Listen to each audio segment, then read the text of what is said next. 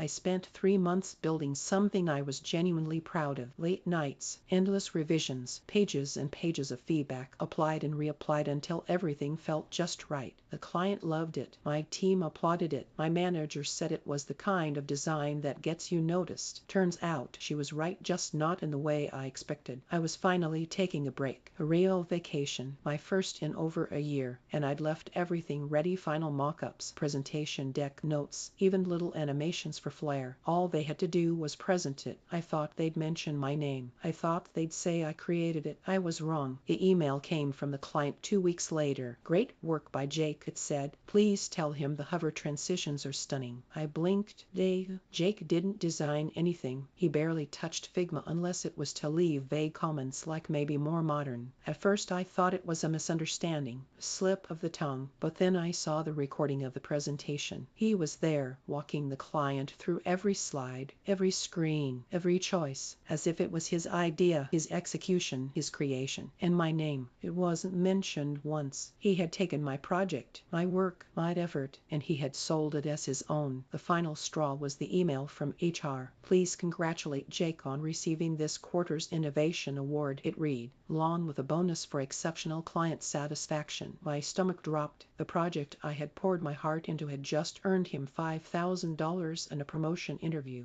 I felt nauseous. At first, I hesitated. What if speaking up made me look bitter? What if nobody believed me? But something inside me refused to stay quiet. I dug through my files. I had the early sketches, the Slack threads, hand-stamped screenshots, version histories, voice notes where I was explaining ideas that later appeared in his presentation. The proof was all there, clear, indisputable. I went to my manager. She said it was complicated. HR told me it was a team effort and warned me not to create internal conflict. Apparently, fighting for credit was worse than stealing someone's work. I felt invisible. That's when I opened LinkedIn. I didn't name names. I didn't rant. I just wrote a post about the reality so many creatives face when your work speaks louder than your name and someone else decides to claim the microphone. I added images, dated files, just enough to tell the truth without pointing fingers. What happened next was unexpected. Within hours, the post started gaining traction. Designers began commenting things like, "This happened to me last year, or I left my job for the exact same reason."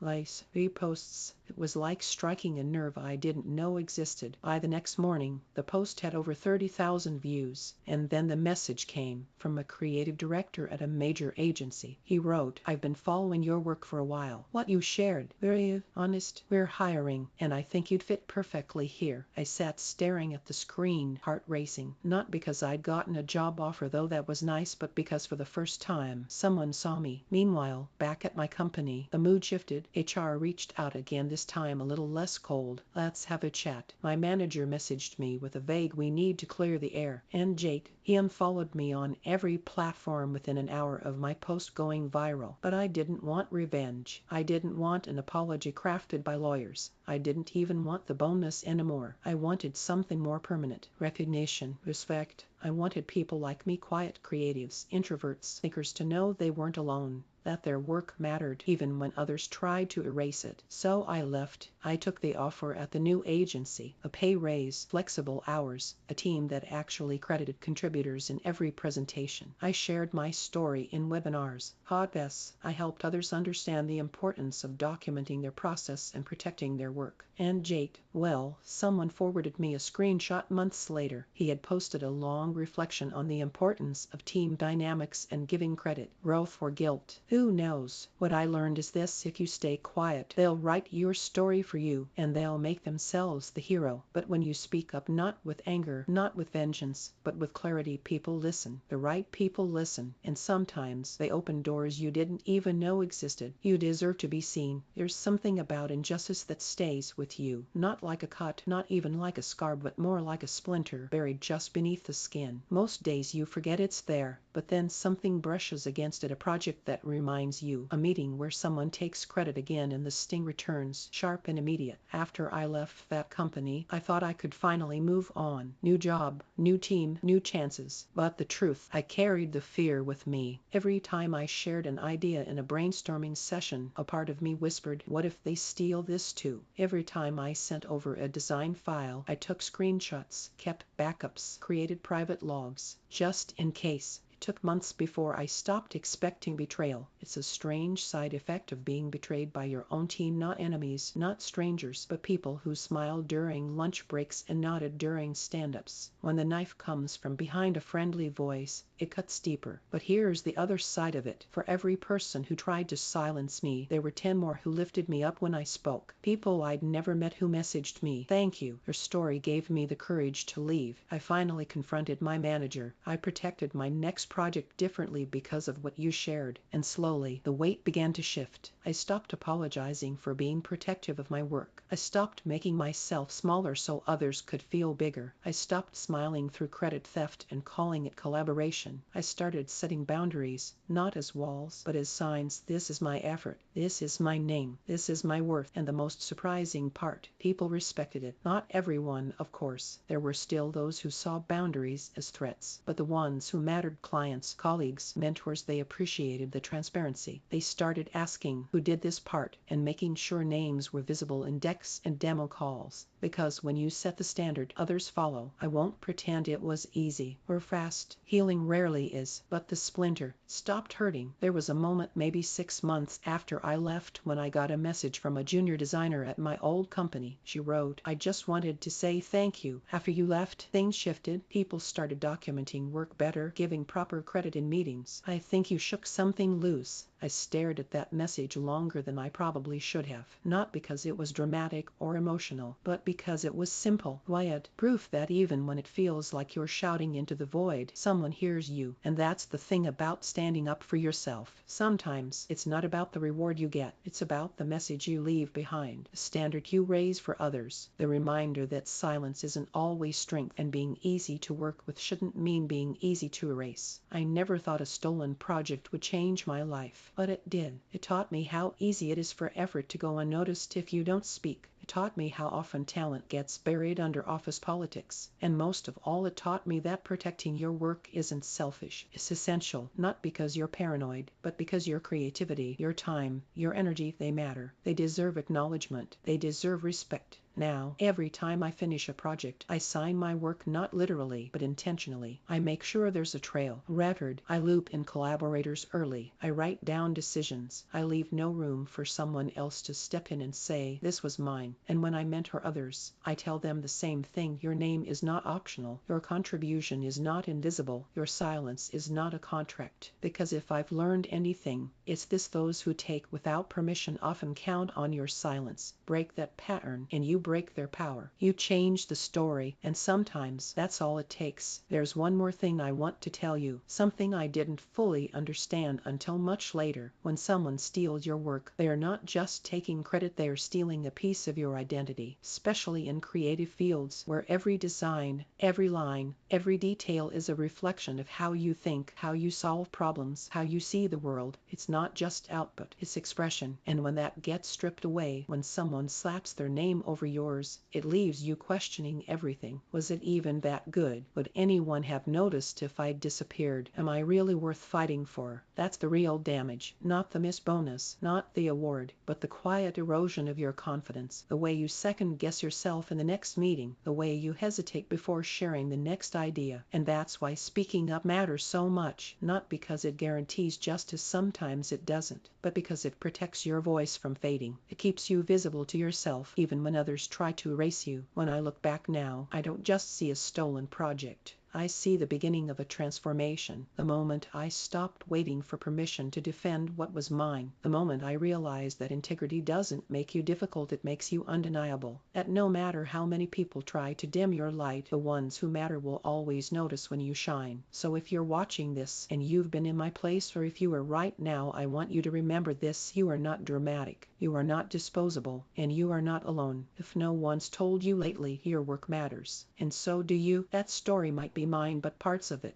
They belong to thousands of people who have watched someone else present their ideas in meetings, who have had managers pretend to summarize the team's work while mysteriously skipping their contributions, people who stayed quiet thinking it was just how things worked, that being a team player meant swallowing credit loss like a bitter pill. But what if we stopped normalizing that? What if instead of teaching young professionals to just be grateful, we taught them to document their value, to speak with calm, grounded confidence, not arrogance, not fear, but ownership? Because here's what happens when you don't. Someone else builds their career standing on the foundation you poured, and if no one stops them, they keep climbing while you stay buried. It took me too long to understand that giving someone the benefit of the doubt doesn't mean giving them the benefit of your labor. You can be kind and still be firm. You can be collaborative and still say, "This part was mine." You can be a team player and still expect credit for your role on the team. We don't have to choose between respect and recognition. We deserve both, and the more we speak up, the more we normalize those conversations, the more we protect the people who come after us. That's the legacy I want to leave behind. Not just pixels on a screen, not just a single viral post, but the idea that one voice, telling the truth at the right time, can ripple further than you ever imagined. So the next time you see someone else being overlooked, say something. And the next time it happens to you, don't just feel it. Name it. Challenge it. And if you need a sign to start standing up for yourself, this is it. You deserve better, and someone out there needs to hear your story. Sometimes people ask me, "Do you regret posting that story online? Weren't you scared it would backfire?" The truth, I was terrified